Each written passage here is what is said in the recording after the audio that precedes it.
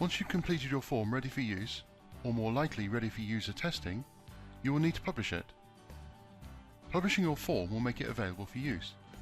You don't need to worry about the coding such as HTML, JavaScript, SQL and others, because it is all created automatically. All you will need to do is to find the links to create a new form instance and use them accordingly.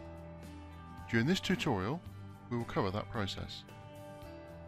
From the Forms dashboard, ensure that you have the form you want to publish selected. Notice that prior to initial publication, the version of the form will be 0.1 and the published version is blank. Also notice that the link button is disabled. We'll see the significance of that button soon. To publish your form, all you need to do is click the Publish button. Once that's done, you will see that the latest version and the published version of the form is now 1. You will also see that the link button is now enabled and the Publish button disabled.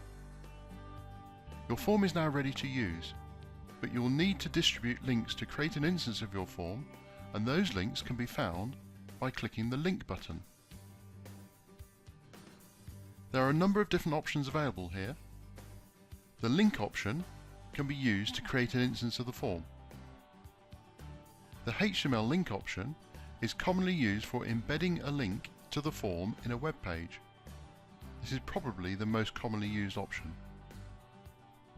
The Embed option can be used for embedding a form into a web page so that a new instance opens when the web page is opened. The Preload option is also used to embed a form into a web page, but the difference here is that the web page won't open fully until the form is loaded. The External Call option is an advanced feature that can be used to pass data from a web page into a form. Check the help guide for further details. If the API option is selected at the system level and for your account, then the API reference of the form instance is also displayed.